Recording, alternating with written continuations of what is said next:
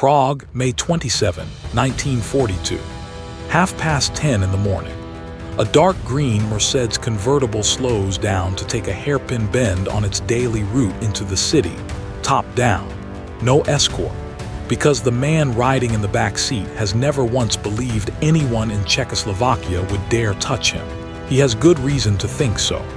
Resistance networks across the country have spent the last 8 months being hunted down, arrested, and executed faster than they can be rebuilt. A young man steps off the curb directly into the car's path and raises a submachine gun. He pulls the trigger. Nothing happens. The gun has jammed. What occurs in the next 4 seconds decides the fate of a village that has not yet done anything wrong.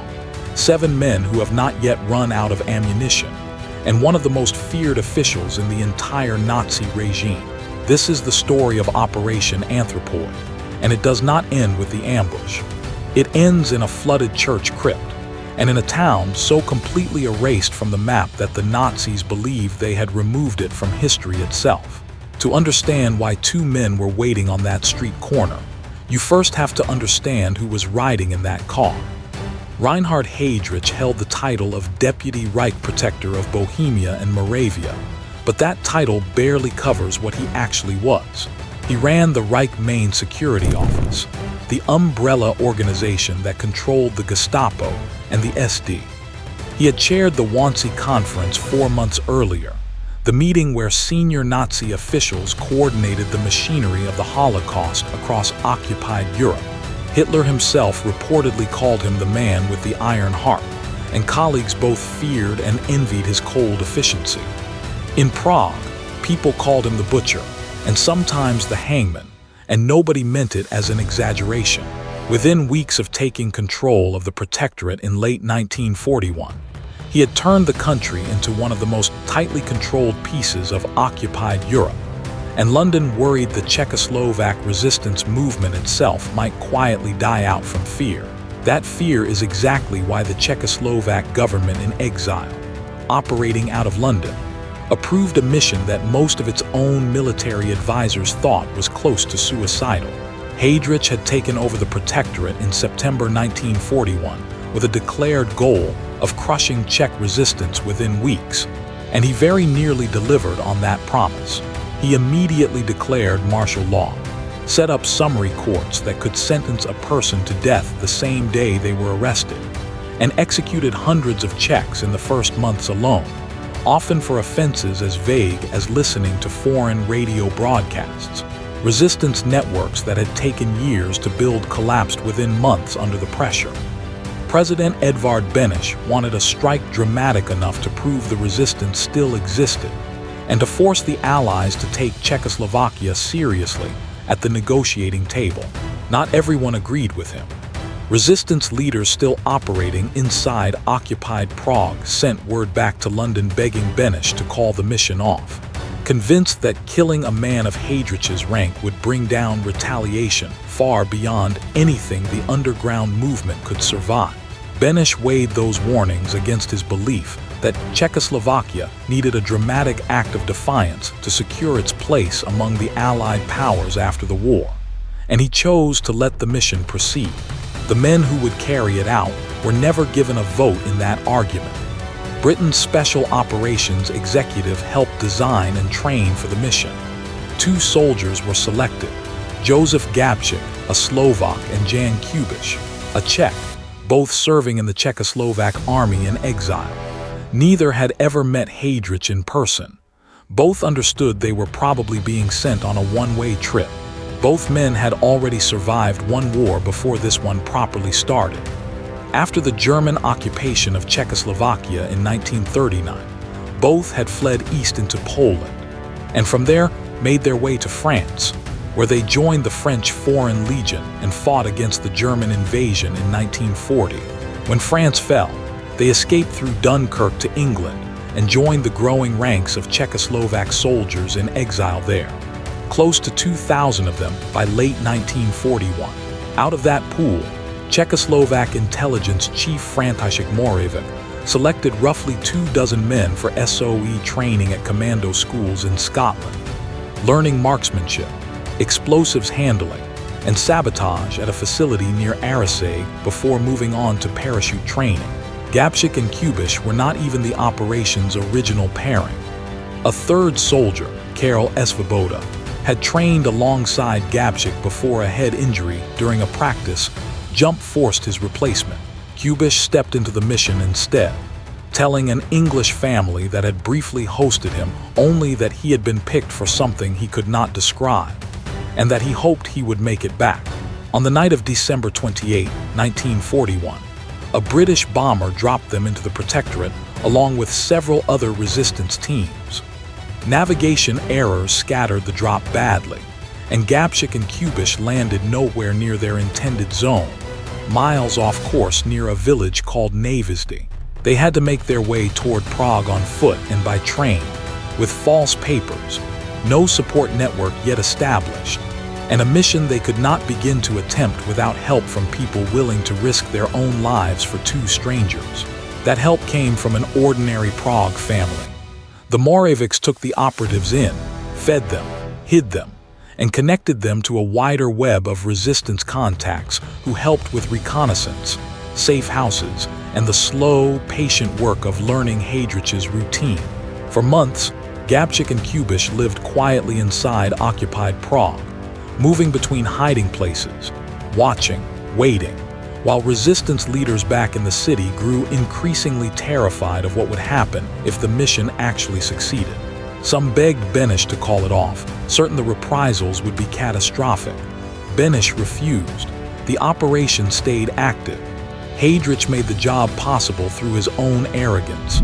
He rode the same route to Prague Castle every single morning from his residence outside the city, usually in an open-topped car, usually with only his driver for company, because he considered himself untouchable in a country he believed he had already broken.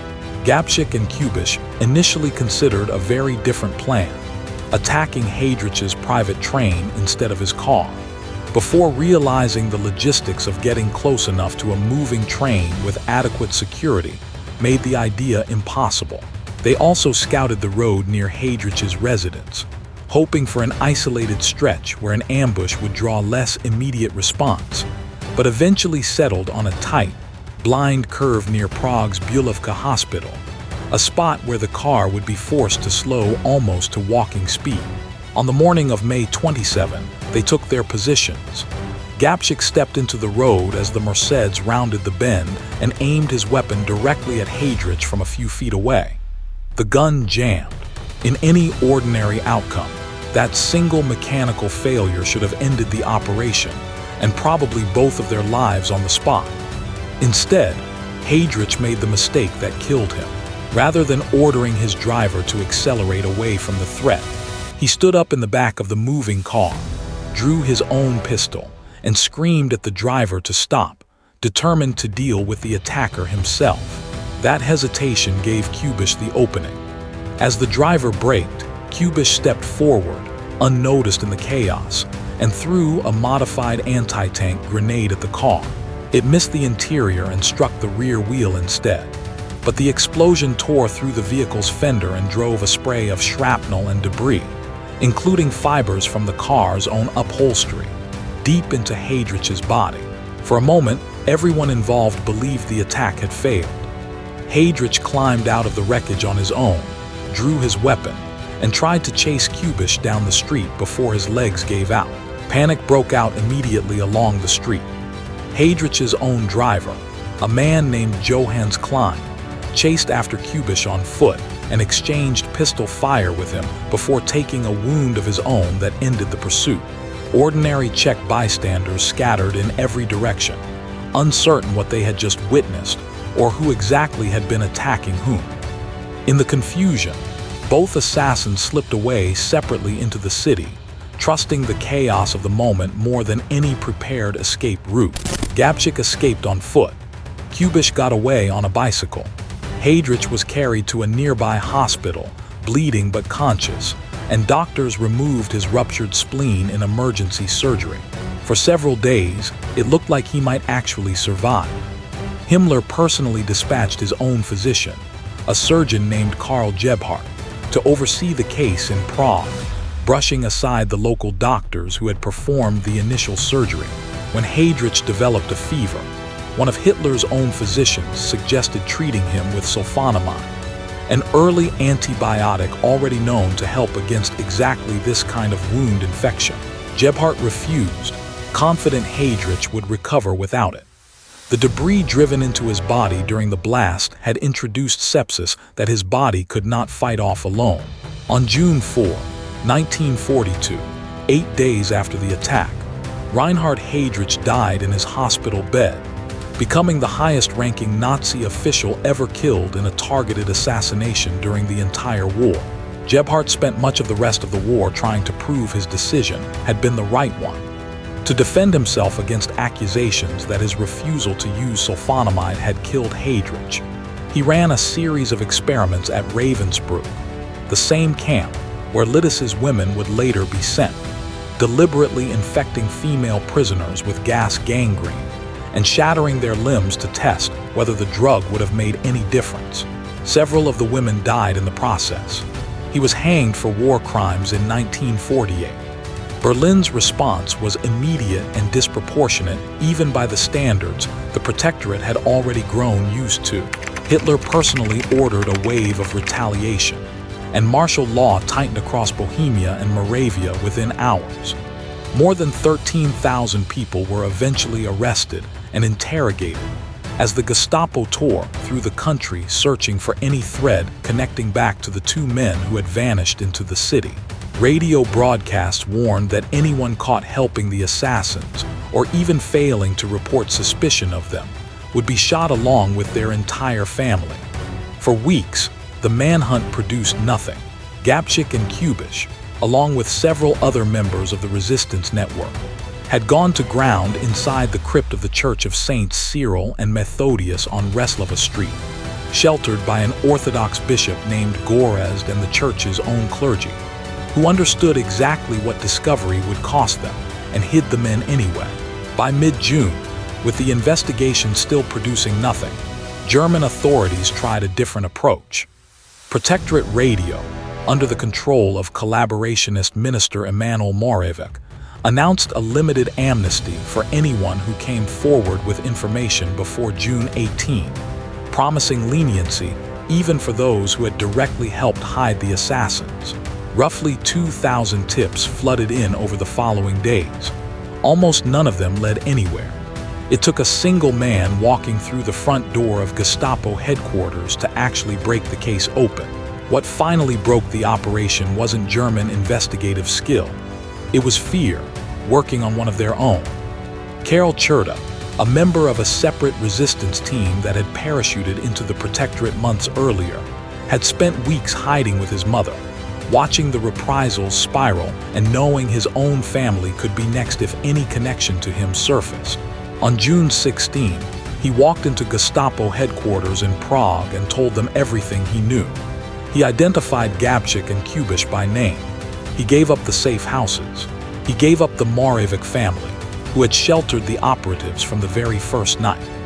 Czerta later claimed he did it purely for the enormous reward the Nazis had offered, reported at various points as somewhere between 1 and 10 million Reichsmarks. Whatever the true amount, and whatever mixture of fear and greed actually drove him, his information gave the Gestapo everything they needed to close in on the church. At dawn on June 18, roughly 700 German soldiers and police sealed off Reslava Street and surrounded the church. Inside were 7 men.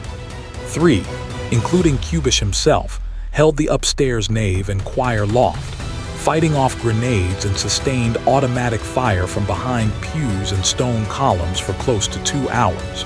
German troops advanced pew by pew as the defenders' ammunition ran low. And when the last positions in the loft finally fell, 2 of the 3 men there were already dying, and the third turned his last round on himself rather than be taken alive. Kubiš was gravely wounded in the exchange and died from those injuries within the hour. The remaining 4, including Gabčík, had already retreated into the crypt beneath the church and kept fighting.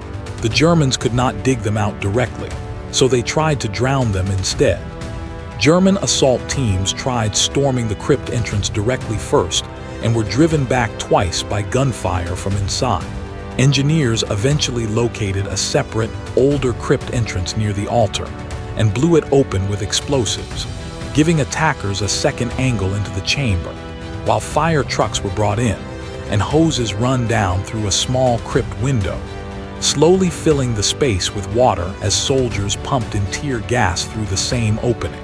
Inside, the four men worked at the crypt wall with an iron bar, digging toward what they hoped was a connection to the city's sewer system, a possible way out that never materialized. Karel Čerta himself was brought to the scene and called down into the crypt through the window, urging the men to surrender and promising nothing would happen to them if they did. Nobody answered him with anything but gunfire. For more than 6 hours, the standoff continued, water rising steadily around men who had already accepted they were not leaving that crypt alive. When the ammunition finally ran out, with the water closing in and no possibility of escape or rescue, the four men made the same choice their 3 companions upstairs had already made. Rather than be taken alive, tortured, and paraded as trophies, they turned their last rounds on themselves. Witnesses outside the church would later recall the defiant shout that carried out through the walls before the gunfire finally stopped for good. "We are Czechs. We will never surrender." What had already happened by the time that Crypt fell tells you something even darker about how this story unfolds. 8 days earlier, on June 10, before Čerta ever walked into Gestapo headquarters, before anyone had the faintest idea where the assassins were hiding, German police and SS units had surrounded a small mining village northwest of Prague called Lidice. Investigators claimed to have intercepted correspondence tying a family in the village to the Czechoslovak resistance abroad, and treated that thin, coincidental thread as justification enough. By every account that has survived the war, the connection was essentially fabricated. It did not matter that the men still hiding in Prague had no connection whatsoever to this particular village and had never even heard of it.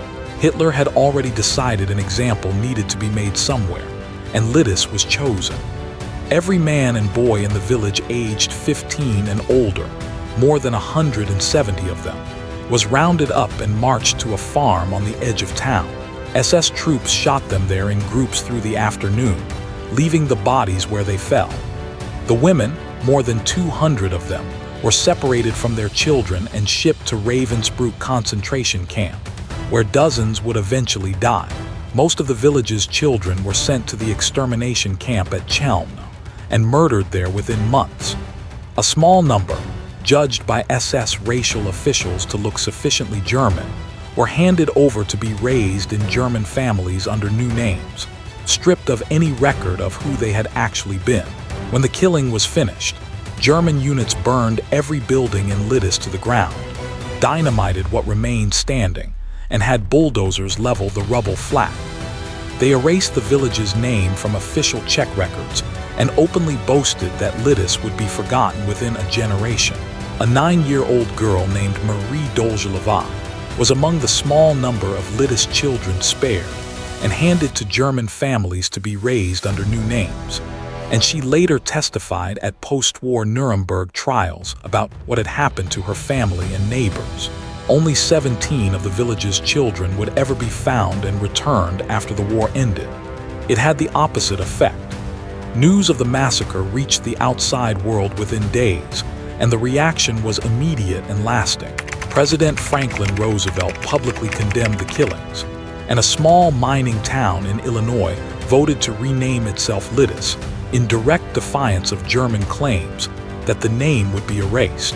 In England, a member of parliament named Barnett Strauss launched a campaign called Lidice Shall Live, raising money that eventually helped fund the village's reconstruction near the original site after the war. The massacre had one more consequence that reached far beyond a single village. In 1938, Britain and France had signed the Munich Agreement, handing Czechoslovakia's border regions to Hitler in exchange for a promise of peace that lasted less than a year. Outrage over Lidice, combined with mounting pressure from British mining communities that had adopted the village's name in solidarity, pushed the British government to formally renounce that agreement in the summer of 1942.